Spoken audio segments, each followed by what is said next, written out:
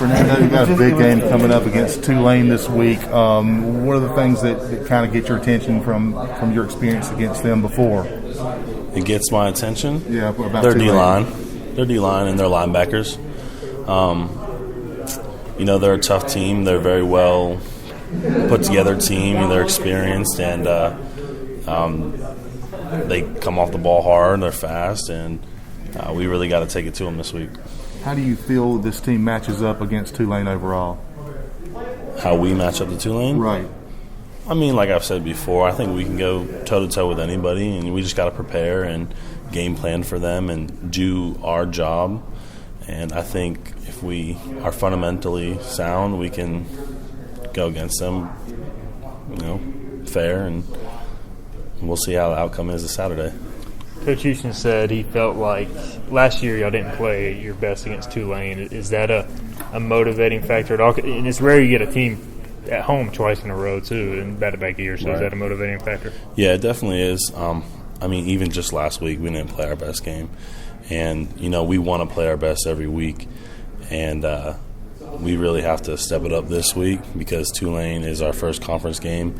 And they are very good, and they took it to us last year, and we pulled together near the end of the game last year, but we weren't able to come out with the win. So we're definitely motivated to step up from last week as well as step up from last year and play a better game this year.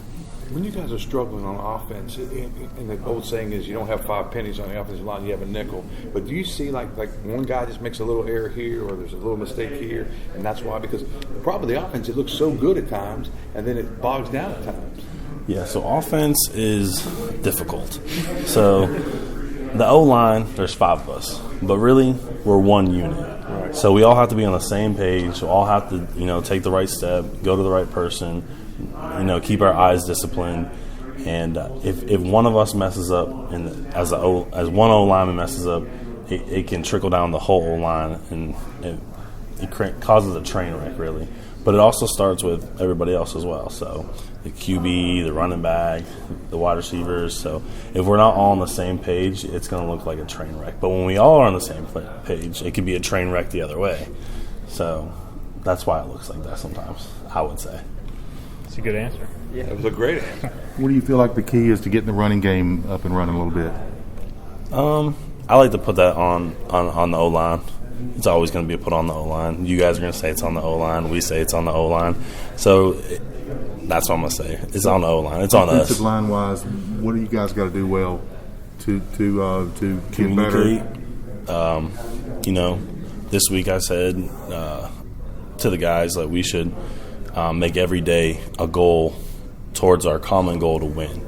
So what are we going to come up with Tuesday at practice? What's going to be our goal today? What are we going to get better at? What are we going to focus on today that we might have messed up last week? Like I'm going to take a better inside zone step, a better mid zone step, or I'm going to work on my hand fighting with pass protection. So I think that if we can do that and just work on our fundamentals this week, then we're going to play a lot better. Fernando, you and the other linemen are kind of reserved in these types of settings. What's game day Fernando like? What's game day in the offensive lineman room like?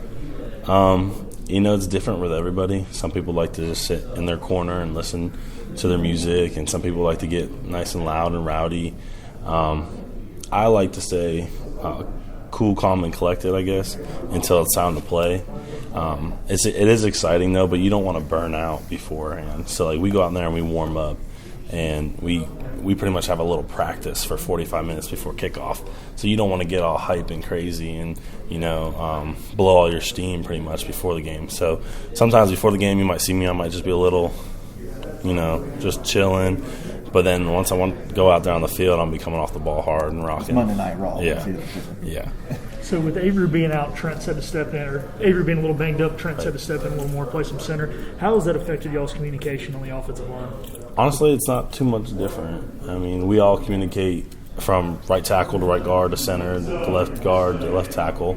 And every play, we're all supposed to be communicating. We're talking about what the front looks like, where the linebackers are, where the safeties are lined up, who might be blitzing, who's not blitzing, who can blitz.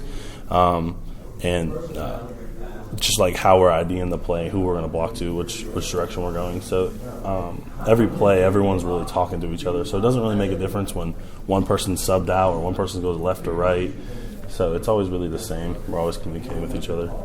Going back to that Tulane game last year, when that happens and a team comes here and kind of wins like that, do you remember specifics from that game at all, or now is it kind of still too long ago, I guess? I know some people, games stick with them, like personally, and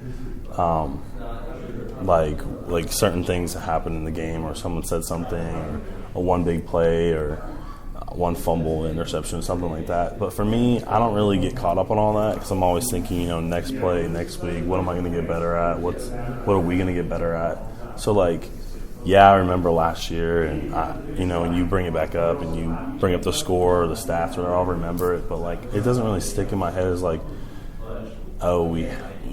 year really sucked. We got to do something better. But Coach reminds us sometimes too. Shank will remind you, right? Yeah, Shank will definitely remind you if you mess something up. But that's the thing is that's how you become coachable, and you take what they say and you learn how to correct yourself from that and move on and move forward in a better way.